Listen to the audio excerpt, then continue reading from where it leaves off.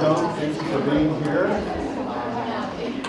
This is the second annual Steve Schwarze Memorial Lecture, hosted by the UM Department of Communication Studies.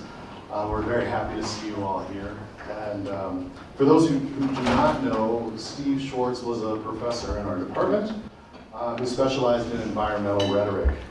He was beloved by so many students, by his family, his friends, his colleagues. We all miss him dearly, and we are tremendously grateful to the Schwarze family for supporting this lecture series to help us remember our friend and colleague. Tonight, we are really happy to welcome Professor Shiv Ganesh as our second ever speaker in the series. Professor Ganesh comes to us from the Department of Communication Studies in the Moody College of Communication at the University of Texas at Austin. His area of expertise is in communication and collective organizing in the context of globalization and digital technologies. His research focuses on technological transformations in collective action, activism, dialogue, conflict, sustainability, and transparency. He has done field work in several countries, including India, Aotearoa, New Zealand, the US, and Sweden. Among many other accomplishments, he is a fellow of the International Communication Association, which is a mark of distinction, a rare honor reserved for only the most accomplished of communication scholars in our discipline. He's here tonight to talk with us about his work toward understanding the ways in which communication within and around the organic cotton industry affects farmers, garment workers, indigenous communities, and craft collectives. It's especially fitting that Dr. Ganesh is here, as he was once a colleague of ours here in the Department of Communication Studies at UM, and is a very good friend to us and to Steve. Personally, I'm pretty sure Steve would love to know that Shiv was here giving this talk. And with that, please join me in welcoming Professor Ganesh.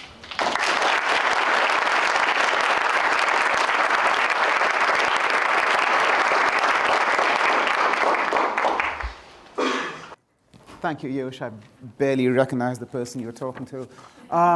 Can you folks at the back hear me? Okay. Well, welcome everyone. It's a full house.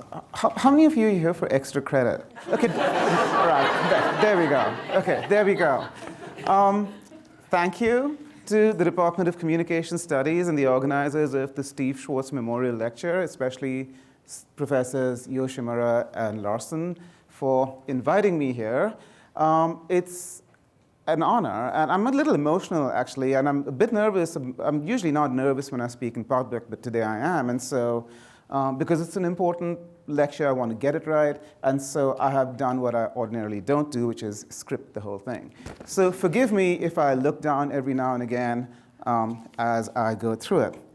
A very special thank you to Karen, Molly, Charles, and the rest of the Schwarze family. I know Shirley's watching.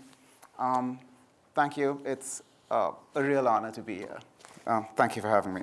And to all my friends and colleagues who make coming back to Missoula such a joy year after year, thank you to you too. You know who you are.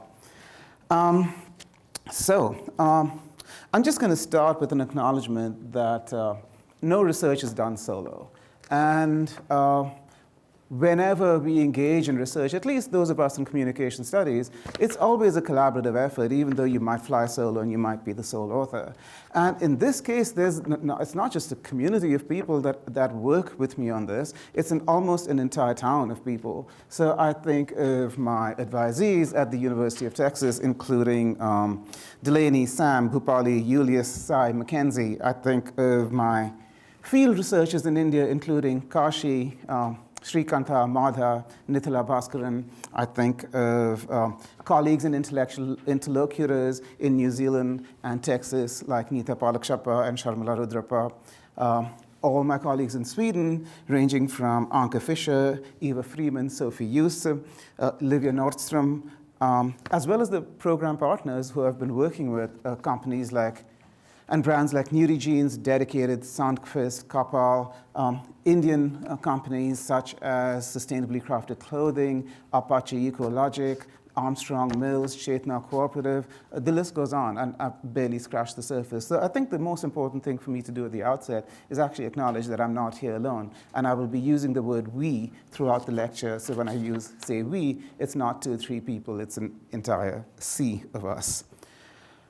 So what am I here for? I want to get us to think differently, with, against, and sometimes alongside environmentally and socially sustainable attempts to improve and reform the cotton industry. And this is an industry that in some ways is synonymous with capitalism, colonialism, and slavery, right? And so how do we think through, how do you reform an industry that is so historically problematic? That's sort of my rather lofty goal this evening. And what I'm focusing on is the project funded by Mr. Environmental Communication, which is the Swedish Foundation for Strategic Environmental Research. And I'm going to focus on an organic supply chain that stretches between Europe and India and Sweden in particular. And that's because India is the largest producer of organic cotton, and Europe is its largest consumer. So I've called the talk From the Ground Up. And I've done that in order to try and facilitate comparison between global north and global south dimensions of this supply chain, and help us think through what it means to take a global south, broadly defined, view of the chain, hence from the ground up. And I should say at the outset that I don't intend to be especially theoretical. You're welcome. Although I'm sure that theory will, I'm a professor, theory is going to creep in there whether I like it or not, so apologies in advance. I'll just talk about 2 assumptions that are sort of undergirding my work and my talk this evening, and that I think I should just sort of make explicit at the outset.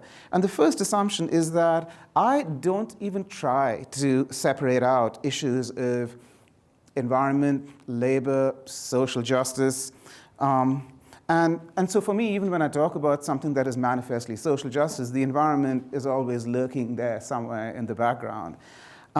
Secondly, like environmental issues, communication issues also sort of lurk somewhere in the background in my talk. And sometimes this evening you will find both these issues coming forward, and others, at other times, they simply won't.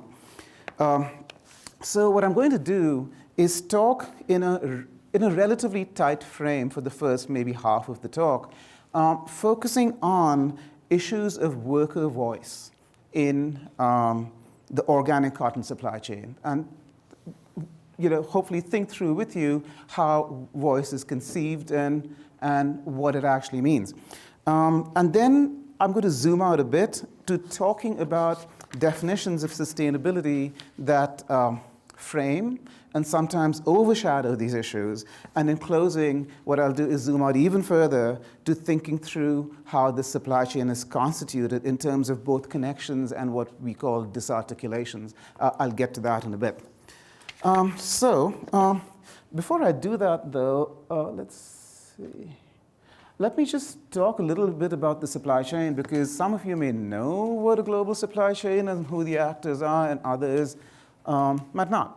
So core actors in the chain include, consumers at the very top. They're considered the most downstream actors, of course.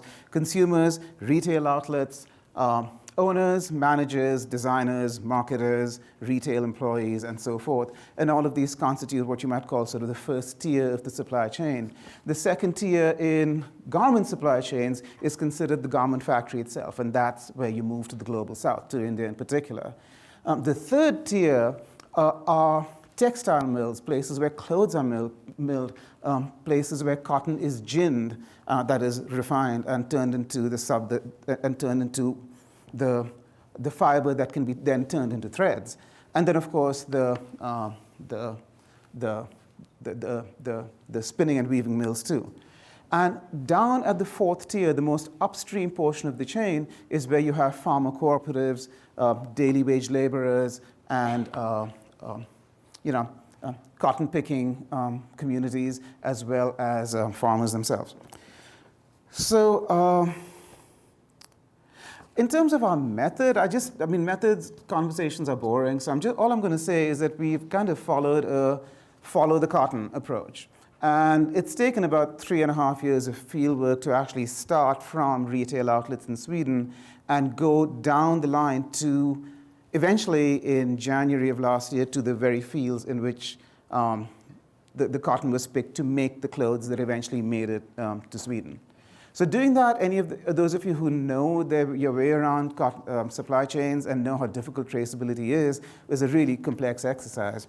So, and it took an entire team of researchers to do it. Not one person could not have done this job. An unusual aspect of what we have done, I think, is we've taken considerable effort in not only studying this chain that you see here, but also looking at the edges of the chain. And sometimes looking at alternatives to the chain, sometimes looking at and engaging with people in conventional cotton and in conventional cotton farming. And the reason being that it's only, I believe, or we believe, that it's only when you examine alternatives to organic cotton that you can better evaluate how effective or how sustainable it actually is, right? So that's the logic there. So on to the very specific issue of worker voice. So the figure of the worker has been increasingly visibilized in global discourses about sustainability and supply chain and labor rights in general over the last 20 years. And who the worker is and worker welfare and worker rights is especially controversial in the garment industry, which is one of the world's worst culprits when it comes to violating worker rights and worker welfare. And so I guess what I want to do is figure out how this happened. How did this become so important globally or so visible globally? And there are sectors, face it, where human rights abuses and worker abuses happen all the time, and we don't hear about it, but it's incredibly visible in the garment sector. And I often look back to the late 1990s, where the anti-sweatshop movements were happening in the United States and in parts of Europe, and think, well, that was one time when there was a big spotlight that was put on the garment industry and on big brands in particular. But an industry-shaking event happened about 12 years later in Bangladesh, and it's known as the Rana Plaza incident. It happened on the 24th of April, 2013. And Rana Plaza, which you can see that on the top left, is an 8-story commercial building in Dhaka, which collapsed, killing about 1,200 people and injuring about 2,500 more folks. The building housed 4 textile, fast fashion garment factories, as well as shops and retail outlets on the ground floor. And they detected cracks in the building the previous day, and so they closed the shops and the retail outlets, but they kept the factories open because they had deadlines to meet. And so, of course, the building collapsed, and a whole lot of people died, and that resulted in a lot of protests in Bangladesh. And those protests got picked up and started resonating across Europe first, and then the United States. And a couple of really well-made documentaries further magnified the issue. Some of you may have seen The True Cost. Others may have seen Clothes to Die For. And that was an industry-shaking event. And that's because big brands started responding to what had happened in Rana Plaza. And one of the things that happened as a result of this, there are a couple of places back there. One of the things that happened as a result of this was the number of certifications to certify labor issues and working conditions in supply chains went up exponentially. And Certifications are a complex affair. I'm sure you've all heard of certifications. I'm not going to explain that. But I'll point out that the garment industry is just about the most certified industry in the world. By my own count, there are at least 17 global certifications available for sustainable and safe cotton alone. Not wool, not other fabrics, but cotton. 17 global certifications, many more regional certifications, some African certifications, European certifications, and a whole lot of national level certifications. So if you count those up, they go into the hundreds. And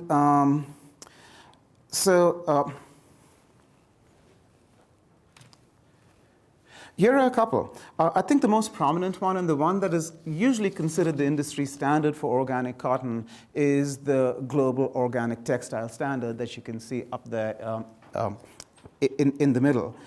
There are several others. I'll talk a little bit and more critically about Better Cotton Initiative, because Better Cotton Initiative now covers about 22% of cotton made across the world, and there's been a lot of criticism of it. I'll dive a little deeper into it. And there's also others like RAP, which I can't even remember what that acronym is anymore, but it's essentially an industry front group, just to be blunt about that. But what we saw after Rana Plaza was the institutionalization of certification in the garment industry, and that resulted in what we call a massive social auditing regime. Right? And this regime has intricate guides and operationalizations and measures of what counts as fair labor practice. What you see on the screen behind me is some detailed criteria and a few sample questionnaires from a 53-page instrument developed by the Fairwear Foundation as it audits individual factories. There are thousands of factories that Fairwear has audited, and it is a good company. But just to give you an idea of just how intricate and how detailed auditing has actually become. But does auditing work? Research on auditing is actually quite mixed. What they find is that even in factories where auditing happens a lot, that are regularly audited, improvement in workers' rights in general does not happen. There are some changes in individual workers' rights, such as discrimination, but across the board, things like working hours, working conditions don't change very much. And what auditing does is make visible violations that continue to happen and don't change. Right? So one thing that auditing has done is shown us that, okay, things are kind of screwed up, but there's nothing that is changing about it.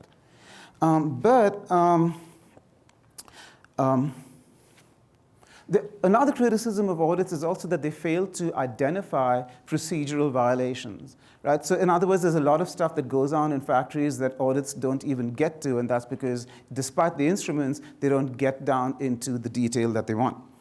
And so, in a sense, social auditing is sort of more flawed and sometimes even more harmful than previously thought. And in conventional cotton, not in organic cotton, in conventional cotton, auditing does not challenge some fundamental structural issues. So, for example, suppliers in the global north, like global brands, have to, suppliers in the global south, factories in the global south have to engage in buyer-centric relationships and are sometimes entirely reliant on them to just in terms of their own economic viability. I was in Chennai in India just about 2-3 months ago, and as part of another related project, I visited a set of leather factories in the city. And some of the people there recounted to me how Walmart had come into the leather sector in Chennai and in one year placed an order for 180,000 leather jackets. Now that doesn't seem very large, but the leather market in Chennai, the capacity was overrun. Every single small factory in the city was making leather jackets, right? So they adjusted their production capacities, they hired workers on, and they delivered the goods. And they said, well, Walmart will come back. And Walmart came back the next year and demanded a 10% discount. And so they were sensible enough at the time to actually say, no, we're not going to do this, because they knew what would happen to the sector, right? But that's kind of structural issue, and audit does not get at. And consequently, because there's a drive to drop prices, suppliers are just left with minimal resources to actually pay people who work in the factories, right?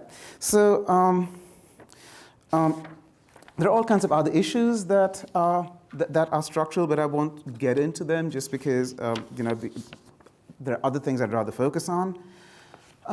In the organic cotton sector, the brands that we have worked with in Sweden are deeply conscious of these structural issues, and what they do is focus on developing long-term relationships with individual suppliers and cooperatives and mills. So they don't go in for a season or a year, they go in for 5 years or 10 years. And they sign contracts for that long, which is actually quite revolutionary because that means that they're committed to actually purchasing whatever is produced. So what they have also done is argue for a shift beyond conventional auditing practices towards a greater emphasis on communication and empowerment among various actors, including suppliers and workers themselves. And in this empowerment matrix, worker voice is a really central element. And that's because the brands are saying that they want direct feedback from workers rather than secondhand data about them. They're hoping that that will actually give them a better picture of what ground realities are. So one of the senior sustainability managers at New Jeans, one of my favorite companies, told us that it was really important for their company to not replicate colonial relationships as they dealt with workers. And there was increasing pressure on them from Swedish consumers to not do so.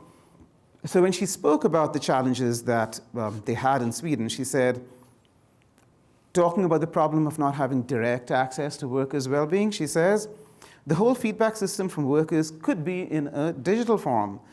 We don't actually know about worker well-being in the factory, and that's also a blind spot. We can find out indirectly from the audits. We can find out by talking to workers informally, maybe when we visit, and so on. But we don't have a systematic way of gathering that data from workers and make it more, quantifiable. So that's a big challenge, of course, and I would say that the more you know indirectly, the less you end up knowing directly. So digital voice tools have kind of proliferated. I just put up a couple just for illustrative purposes.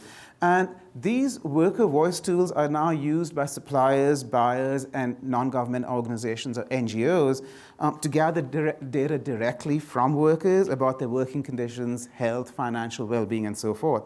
And they're designed to make workers' needs and concerns more visible in the supply chain and hopefully help management provide information, training, and support back to workers. And actually, this kind of two-way, empowerment-based, almost dialogic model of communication is at the heart of Nordic models of strategic communication.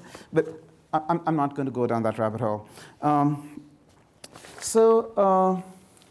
New Jeans was really keen on trying to get us to look at the potential for developing a workers' voice app at Sustainably Crafted Clothing, which is a company that I've been working with for, since January 2020. It was founded in 2019, just before the pandemic, in Krishnagiri, which is a rural area just not that far, about 2 hours away from Bangalore, which is one of India's largest cities. SCC is pretty unique amongst garment factories in that state in its emphasis upon organic cotton only. They only make clothes and garments with organic cotton. They don't use conventional textiles at all.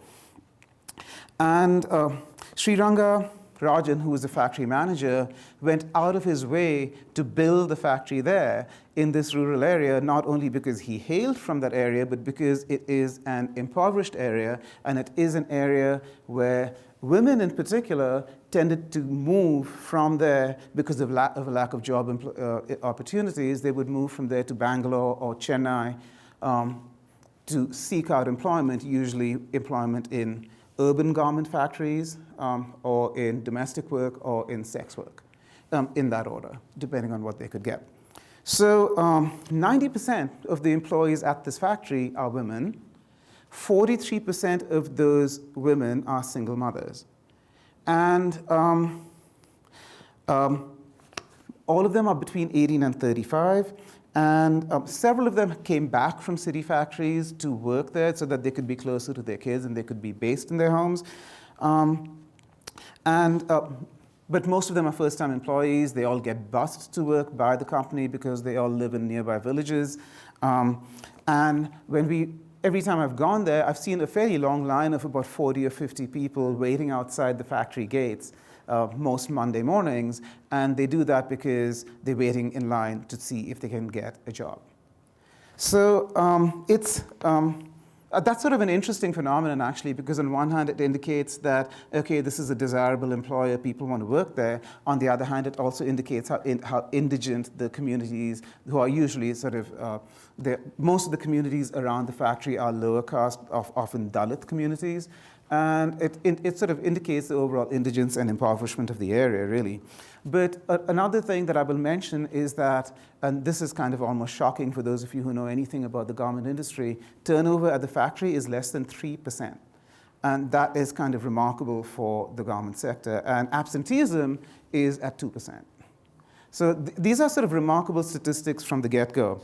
And I've ended up spending quite a bit of time at this particular factory, and I've spoken quite a bit with the owner about audits and voice.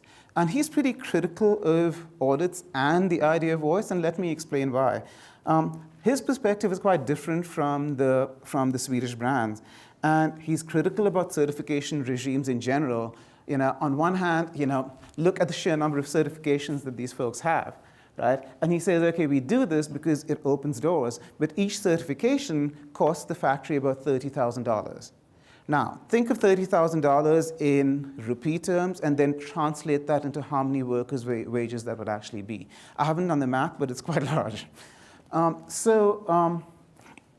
He says that of the social audits in particular, he says, this system makes me feel like I'm not a partner to the brands, but rather someone who wants to make money and exploit workers and cause problems. I need to prove to them that we are not doing something wrong. And no one actually talks about how suppliers feel about audits. And he made the point that suppliers are the people in the value chain after the farmers who take on the highest amount of risk. Right? Farmers take on considerable risks when they join supply chains, but suppliers like Ranga and SCC take on a lot of risk. They took on a lot of loans, in fact, in order to actually start the factory in the first place.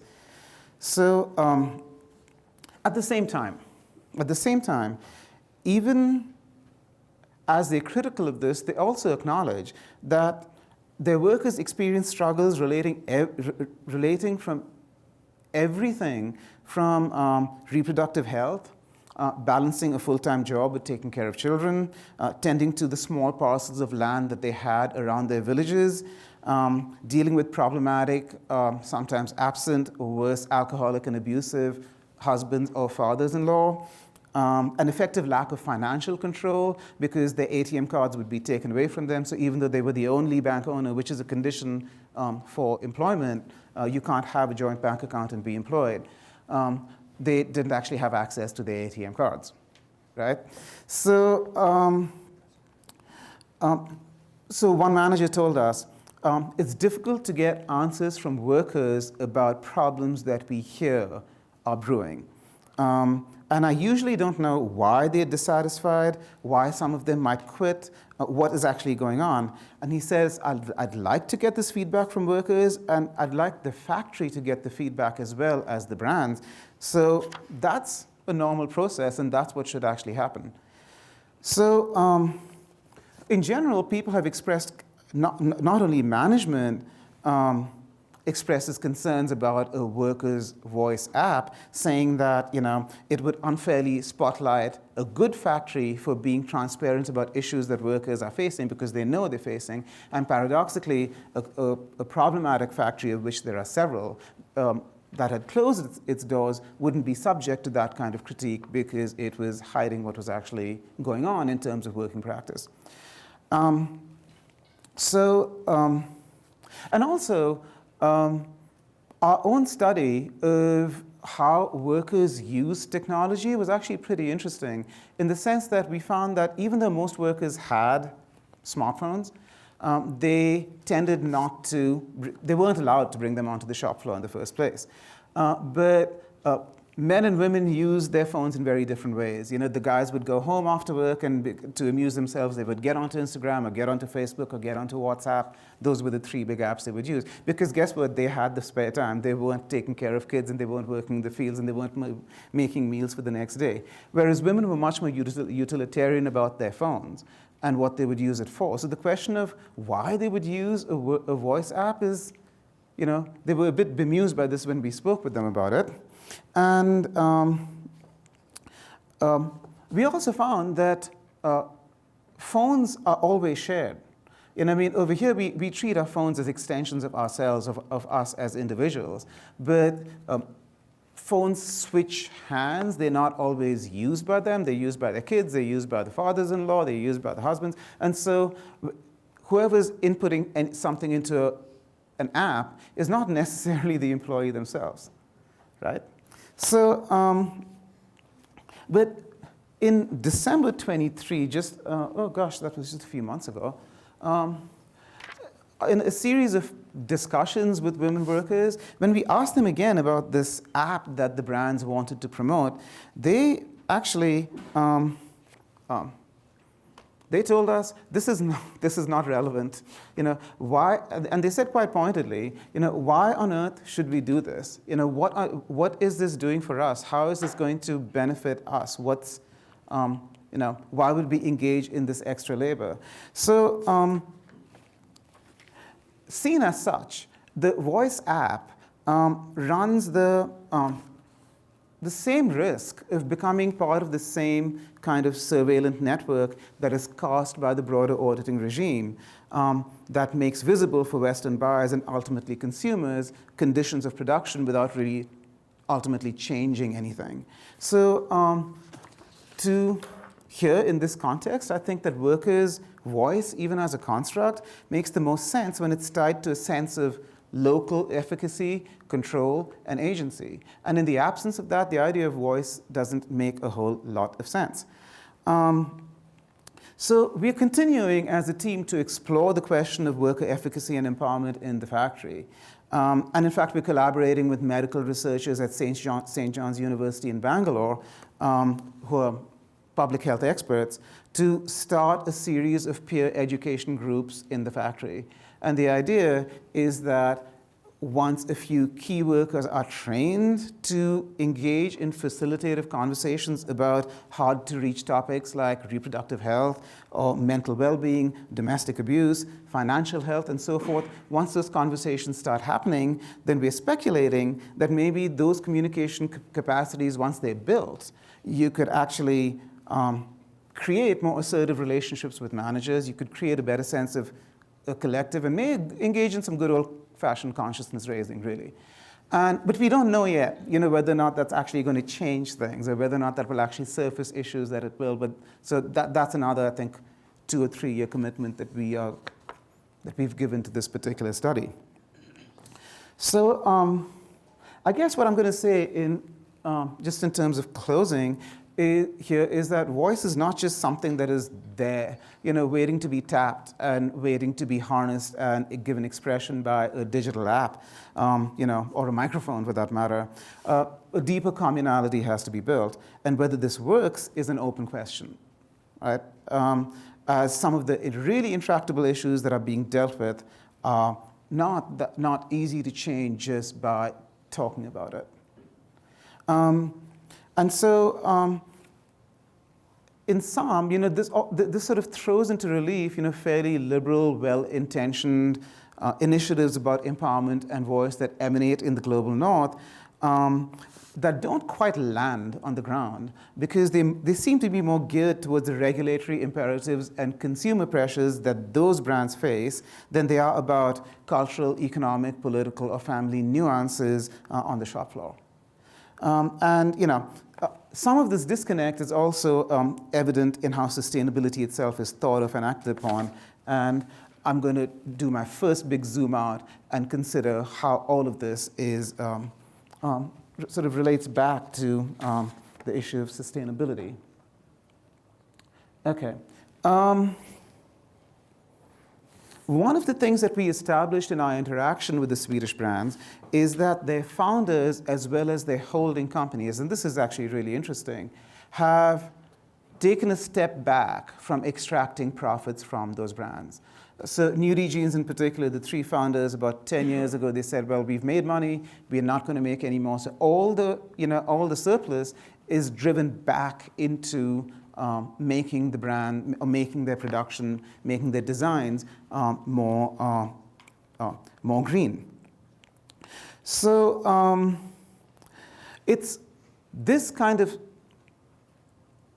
purpose-driven work that distinguishes those brands from larger bodies like H&M, and some of you who follow H&M know that it's been rocked by scandals of misrepresenting cotton as organic when it was in fact not organic.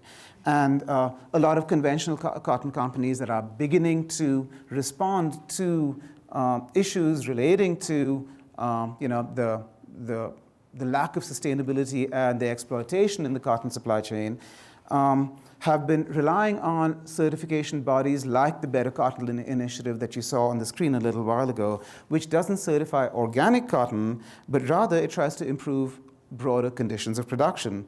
But not focusing on organic cotton, our brands maintain, has ensured that the producers continue to own legal rights over the land itself in a problematic way. And this sounds like a little crazy until you realize that what this means is that in places like Brazil, which has started growing cotton, a lot of forest land is now burned down illegally and cotton fields are planted in that place. So nobody actually owns that land, it's actually forest land, or in paper it's forest land, but cotton is actually grown on it.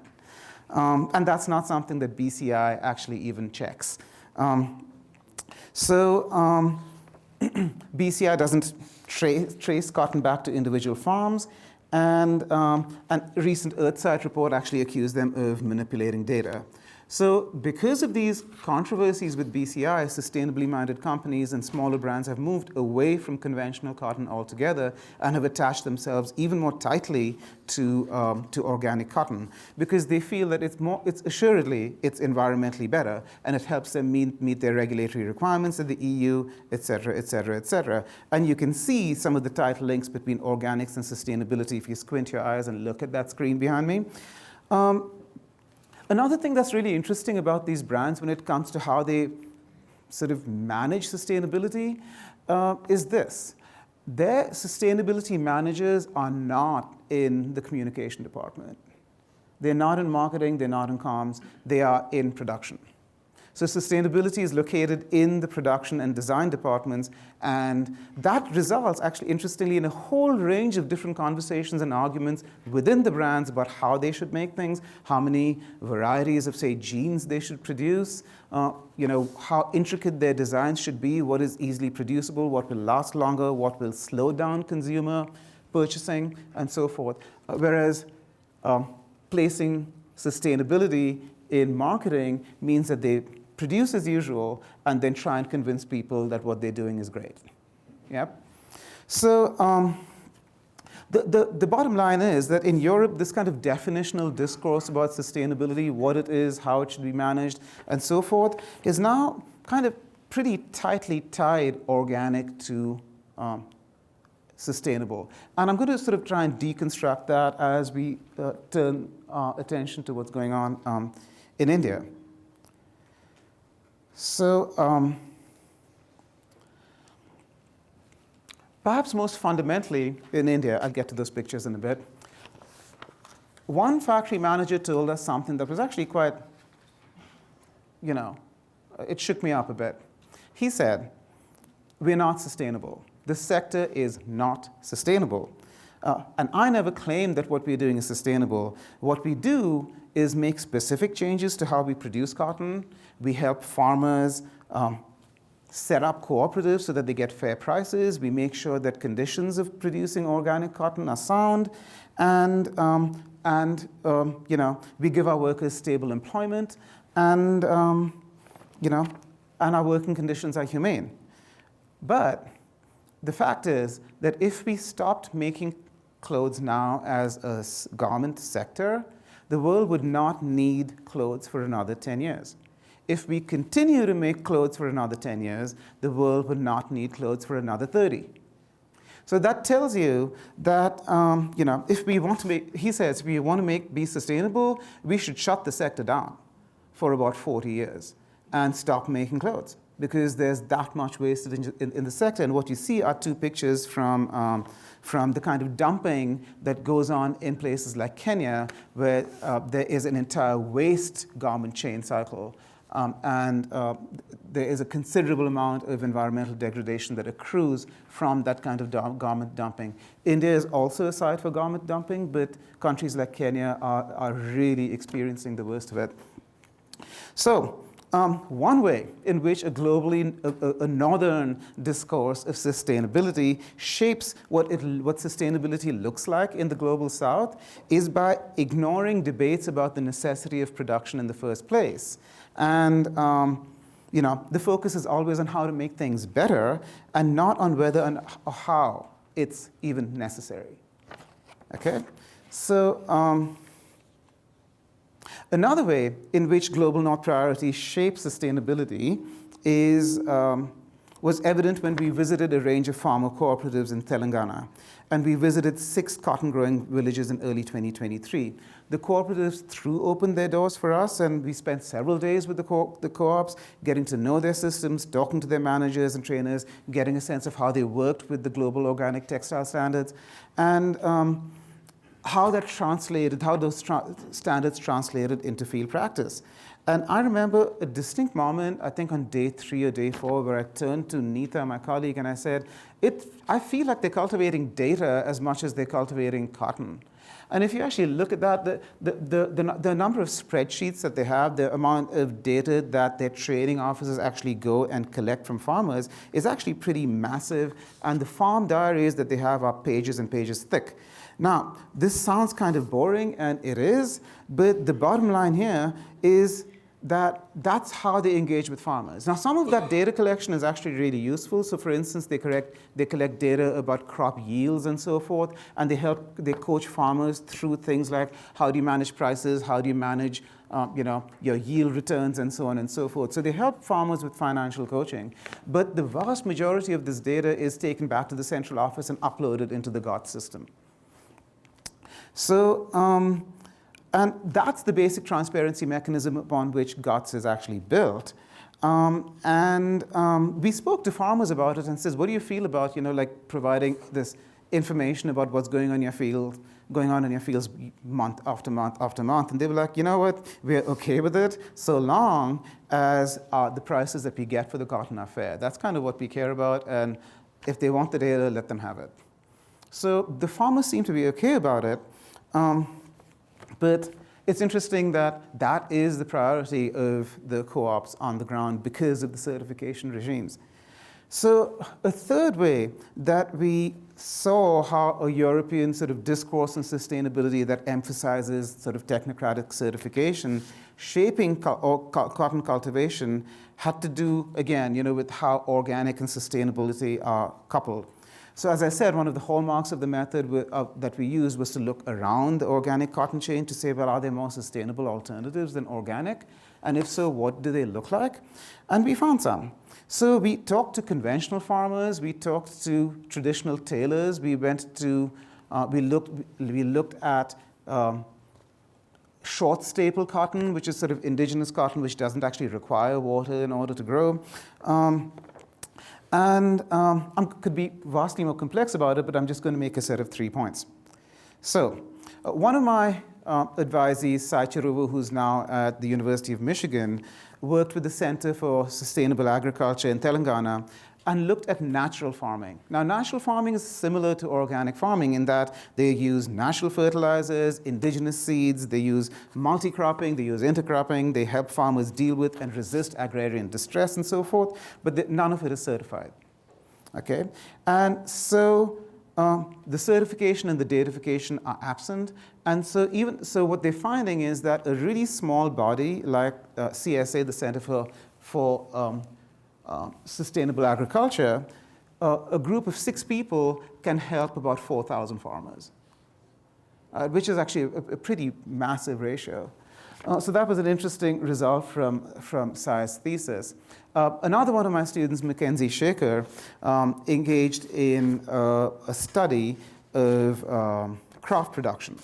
And I went along with her, talked with collectives who worked with farmers who produced indigenous short, stable, and brown cotton, indigenous Indian cotton that's called khadi.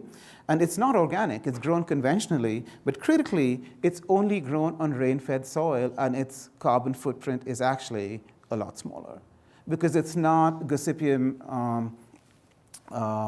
barbadense, and it's not Gossypium hirsutum, it's either Gossypium arboretum or Gossypium herbaceum, which are indigenous species. They're short staple, and you can only handcraft those kinds of fabrics because the staple is short, like the cotton fiber is short, and so it can't be put into an industrial machine. It can only be hand spun, right? And so that's why long staple cottons are so dominant all over the world.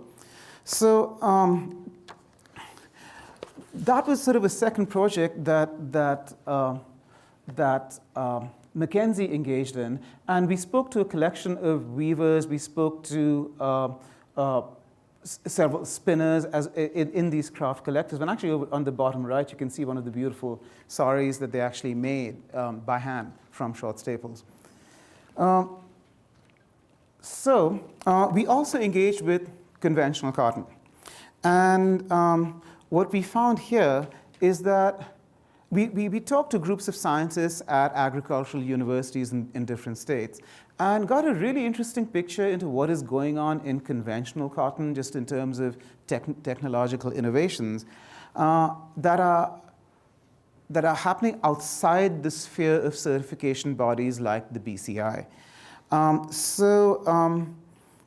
When we engaged in several group discussions with conventional cotton farmers, we found that they really enjoyed working with scientists, right? They really enjoyed working with the scientists because the scientists coached them on methods of intercropping and multi-cropping, right? So intercropping, which is growing chili plants alongside your cotton plants, means that there are fewer aphids that get attracted to the cotton plants.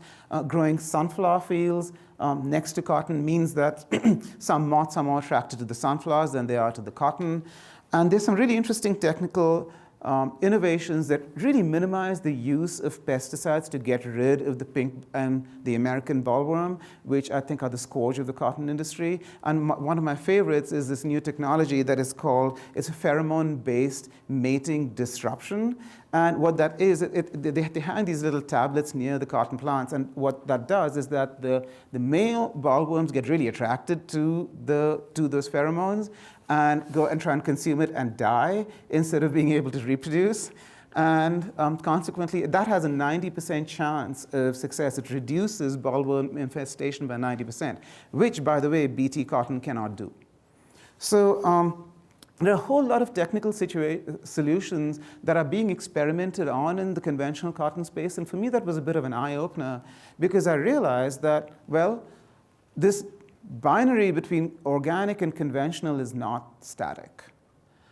Just in terms of actual farming practices, there's a lot that was organic that is bleeding into conventional cotton, and there are innovations in conventional cotton that are not making it back into organic, right? So if you look at on-the-ground realities, or if you look at this from the ground up, which is the title of my talk, then this tight coupling of organic and versus conventional might actually at some point get in the way of us actually growing better cotton, right?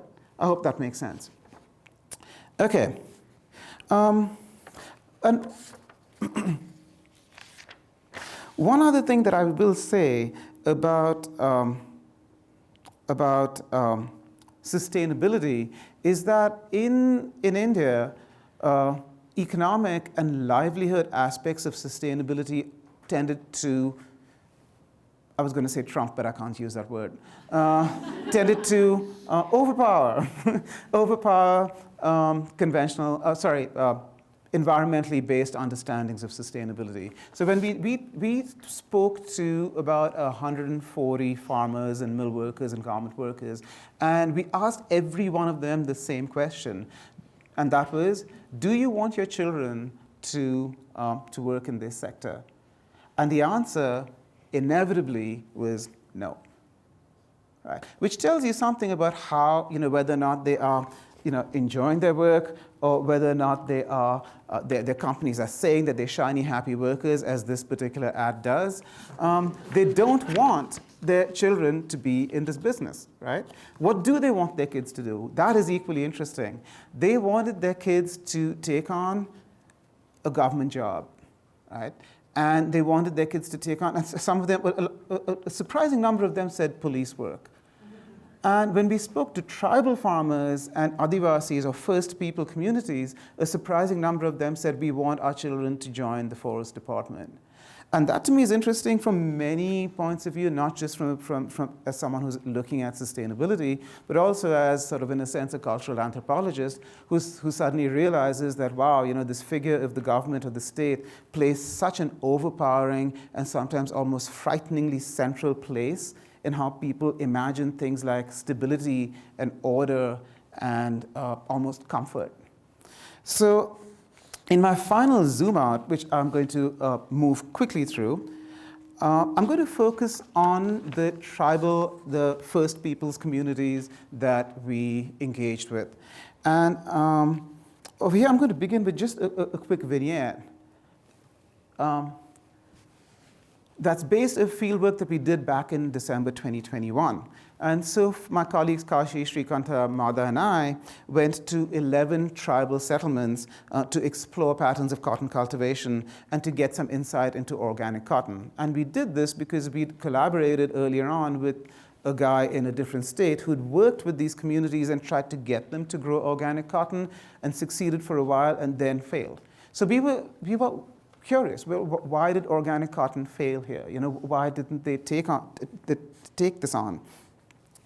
And Madha, who was himself a member of that tribe, the tribe's name is Jenukuruba, which means honey gatherers. So it's an ancient honey gathering tribe that was a nomadic tribe in the biosphere that wandered the forest for over 3,000 years. It's got a distinct language and a distinct culture. And over the last 50 years, as they created the biosphere, they displaced them and put them into these tiny settlements and gave them small parcels of land so that they could cultivate things. So the question was, did they? We had a chat with people about cotton, but Madha told us, he said, I want to show you something interesting. And he took us to the corner of the settlement to a little shrine. But unlike Hindu shrines, if you can actually see inside that hut, which is the shrine, there is no idol. There's no murti in there. Instead, there is an empty space. And community members go to that hut and they have visions of their deity. And that deity can take multiple forms, right? So some people sometimes reported seeing the deity as a deer. Some reported seeing it as, one kid reported seeing it as a tiger, nobody believed him. Others reported seeing the deity as an elephant. Still others have reported over the years seeing the deity as a woman dressed in white. But Madha told us that in the last 5 or 6 years, when people have had these visions after they go to that shrine, the deity has taken the form of a forest god.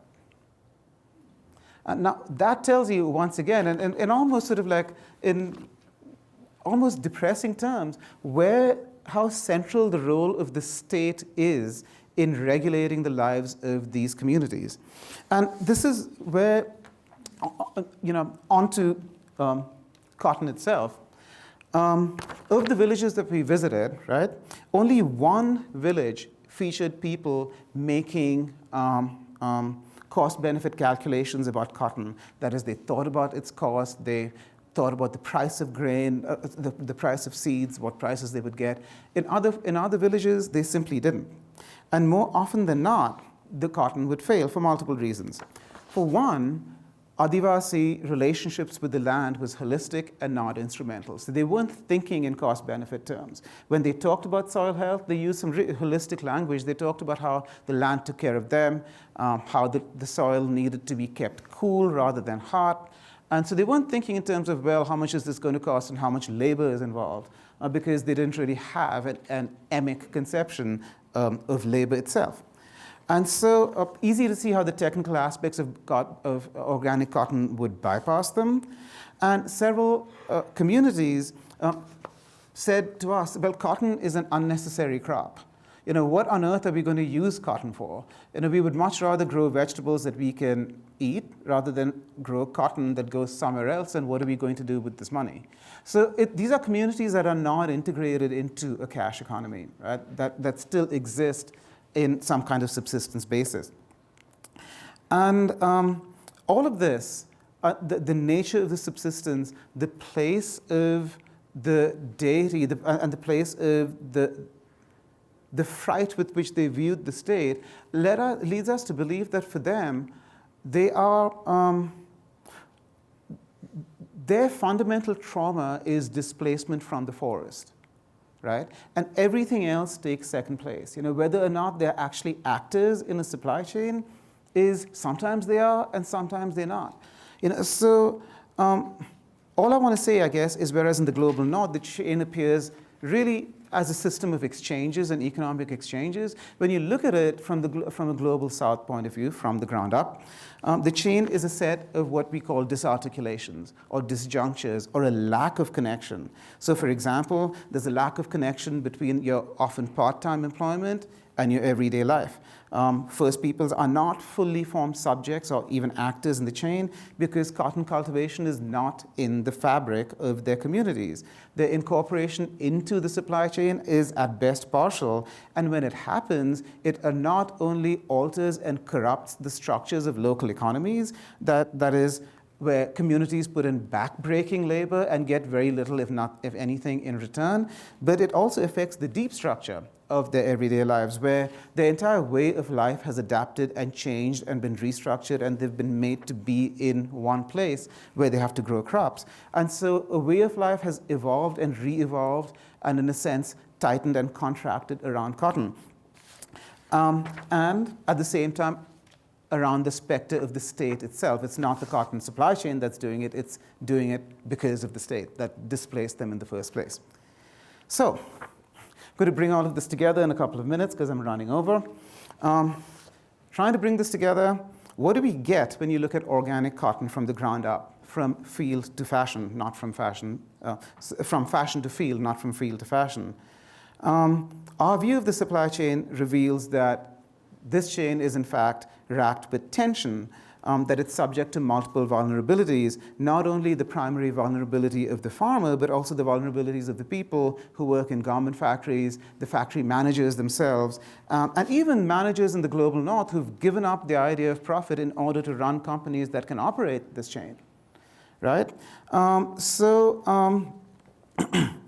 Looking at cotton from the ground up can also help us unpack what counts as sustainable. It can help us critique and unravel this tight and technocratic relationship between organic and sustainable practice, and help us with what I think is sort of a dire need to sort of augment and find more and more robust sustainable practices in garment production, and hopefully reach with some optimism, with some open-mindedness, with a measure of care even, multiple kinds of solutions and projects that are based on relationships and not on audits. So, and ultimately, I guess, acknowledge that everything that we do in the garment chain ultimately bumps up against the growth logic of capitalism, and that we somehow need to reconfigure what counts as fashion in the Western imagination and think through what it means to decommodify the clothes that we wear. So I'll close with one last message on the title of my talk. I nearly called the talk From Fashion to Field to underscore how fashion logics shape field, the very substance of what is grown. And in fact, that is the title of our forthcoming book on the subject, if I submit the manuscript at the end of this month. And if our publishers let us use that title, because market research. But I settled on From the Ground Up because I wanted to bring in the importance of working with solid foundations, the importance of trying to build an alternative that started from the bottom and went up, the importance of working hard, working creatively, thinking with passion, and admitting new possibilities from the ground up. And when I think about it, those are the very qualities that defined my friend Steve Schwarze. Solidity, passion, commitment, smarts. And so, in closing, I dedicate this lecture and these thoughts to Steve. Thank you.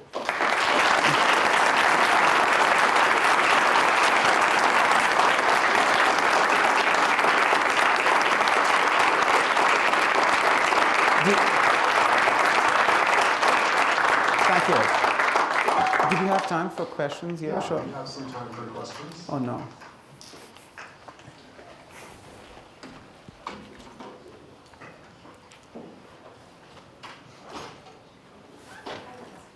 Sure. Is there any discussion from Western fashion houses to change social audits? Because right now with factories paying for those audits, isn't there incentives for corruption, bribery? Like if the people who are buying the product are paying for the company they're using, isn't that a better incentive? Right now, the cost of audits is eventually borne by the factory. You know, the brand won't pay for it. The factory has to have the audit in order to get the certification. They need to get the certification in order to open the door for the brand to work with them. That's the current equation. One of the things that I'm liking about the peer education model is that conventionally brands pay for the peer education model, but we're trying to get the factory to pay for the peer education so that it is local to the factory. And that's because we know that this is actually a benign factory, a factory where things are working. But I think the only solution to the deeper problem that you're describing is not so much certifications as it is long-lasting business relationships that last multiple seasons and that actually allow factories to continue production and employ people at a particular level, not just for 1 year, but for 2, 3, and 4. You see? So it's once you have those long-lasting relationships that things like audits start becoming less important. I hope that made sense. Yes. Okay. Yes, sir. You mentioned about how the supply side is kind of being driven by the demand, and the demand really dictates what the supply looks like. So with that, is anyone focusing on the demand side and trying to reshape what that looks like? Yes. I didn't even go there just because I had 40 minutes or 45 and I talked for an hour already. But we've engaged with green influencers on Instagram. I've had a student in Sweden who actually did a bunch of interviews with them. We called several of them to campus to talk to them about what are they trying to do to actually change consumer mindsets. And there's a whole lot of interesting stuff that they are doing. And one of the things that they are doing is, so for instance, a lot of them talk about modularity or modular wardrobes. Is anyone familiar with that? Okay, so modularizing a wardrobe, buying fewer clothes, doing more with what you have, and critically using what you have for a longer period of time. Right? And that our brands are actually working that into their design logic, right? So they're actually producing jeans and t-shirts and bags and backpacks and whatever they work with that can last not just for 1 season, but for 5 or 6. And that means that you have to change how you design what you're doing. You have to design something in such a way that it's actually going to stay relevant for not just the fall season or the spring season, but 4 seasons down the line, right?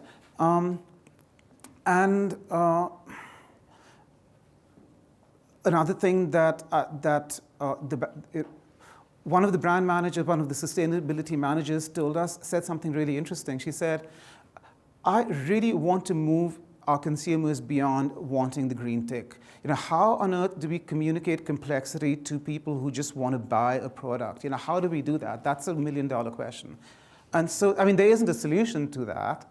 but it's something that they're working on. What they find, this is actually quite funny, they spend a lot of time engaging with hyper-conscious consumers, about maybe 6 people, right, who write to the sustainability managers and ask about where every single zipper and every single bag came from and from which factory, and is it sustainable, and what are the materials made of. So, and they have the answers to those questions, right, which is actually sort of unprecedented. This has only happened in the last 5 or 6 years. But they don't know how to communicate that to consumers. There's a student project waiting to happen right there.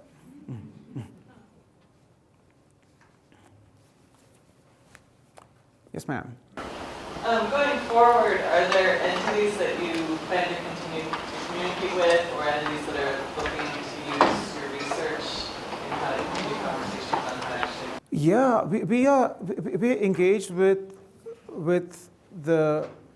the SMEs that we work with in Sweden and now in Denmark, but we're also trying to expand who we're working with in India.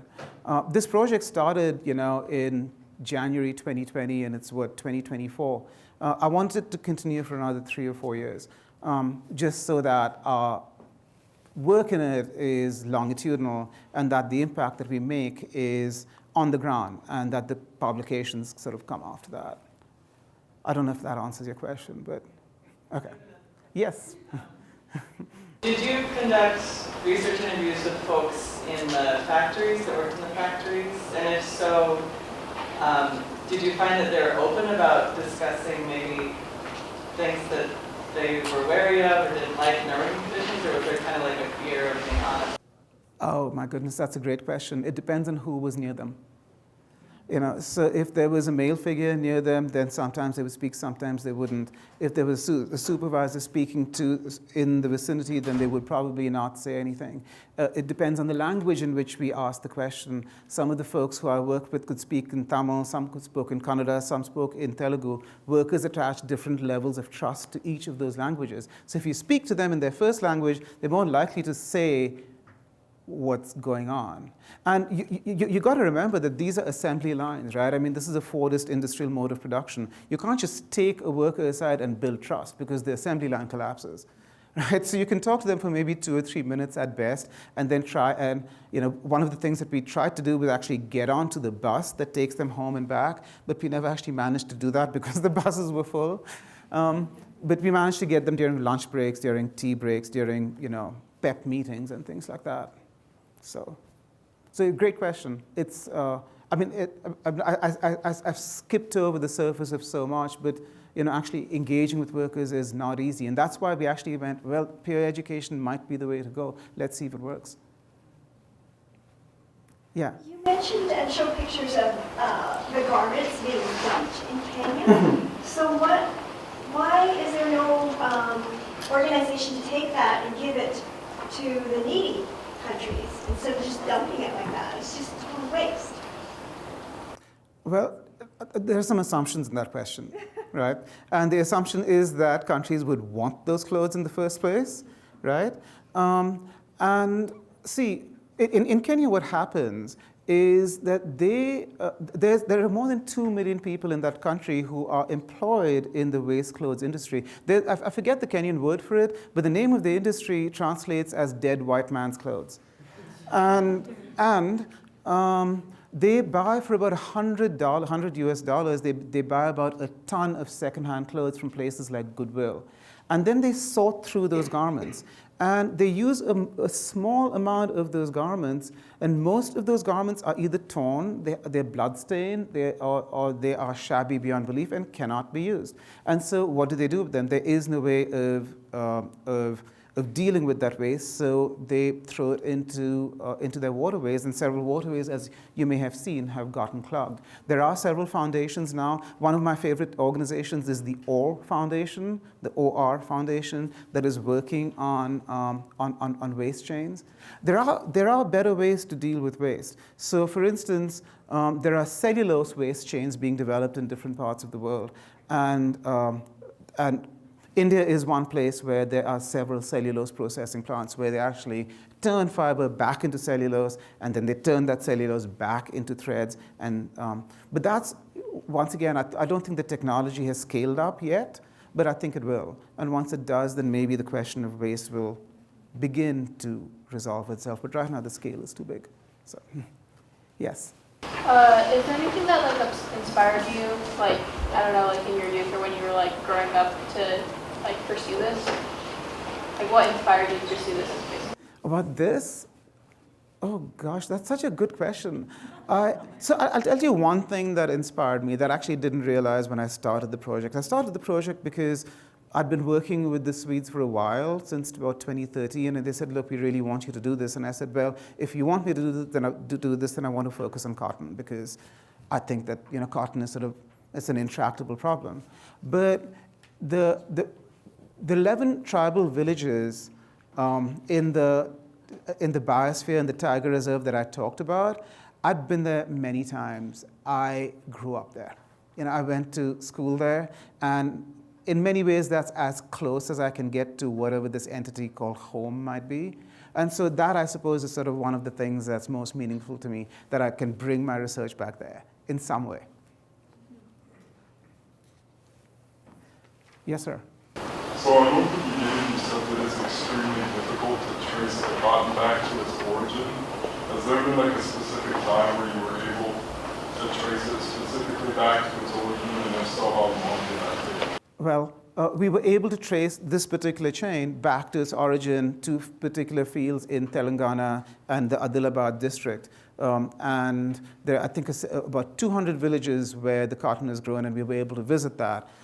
It took a long time, and it took a long time because we had to build trust with every single actor in the chain in order for them to tell us where to go, or to give up their contacts and say, okay, these people are coming in to study you, and they're not going to burn the house down. So that's why it took 3.5 years. But traceability in the cotton chain is a fraught issue. And the larger companies like H&M, for example, has been trying to respond to the scandals that it experienced of its own making from about 2017, 2018, and they've started to map their cotton chain. It's incredibly difficult to do that because factories don't source cotton from the same place, right? They have buyers who go from field to field and state to state and get different bales of cotton and put it all together and turn that into thread, and then turn that into clothes. So traceability in the cotton supply chain is actually incredibly difficult, and which is why I have a lot of respect for the Swedish brands that have worked, I think, since 2013 to actually create this. I mean, the problems are legion, but the fact that they've done this shouldn't be discounted. Yeah. Is the incentive to gain the certification, is it primarily driven by just certain brands that require that certification, or are there entire nations? Oh, it's the EU. It's the European Union that requires the certification. We actually managed to get a couple of factory managers together with a few of the brands at a 2-day symposium in Stockholm last year, and we talked about the certification issue quite a lot, just because we knew it was front and center for them. But the brands won't budge on it.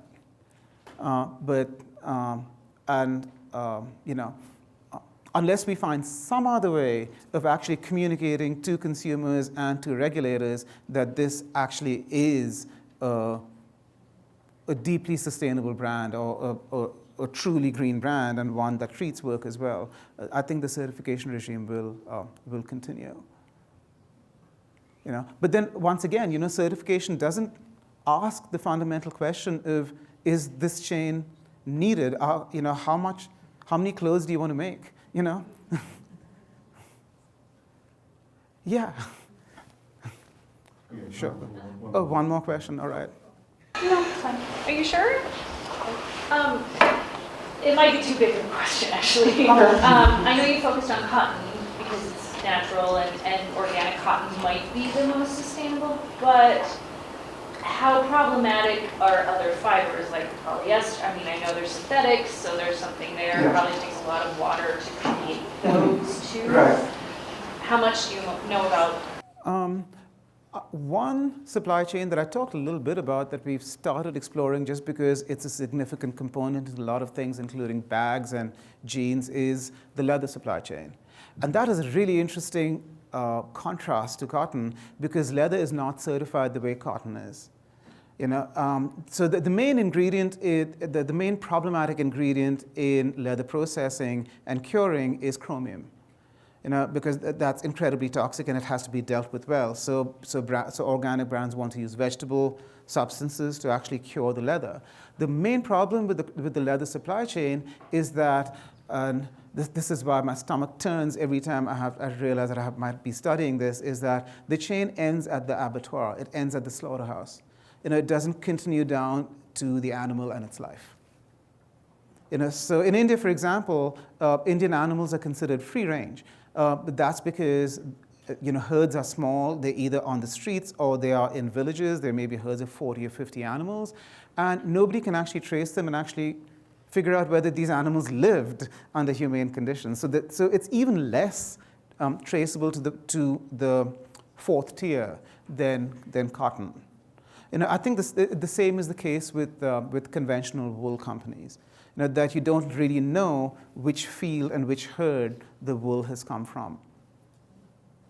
So, yeah, but I don't know much about synthetics. I haven't focused on synthetics at all, actually. So. Great. Well, thank you all for being here. We invite you to join us outside for reception and continue the conversation there. And even if you were here for extra credit, welcome. Yes. Thank you so much. Well done.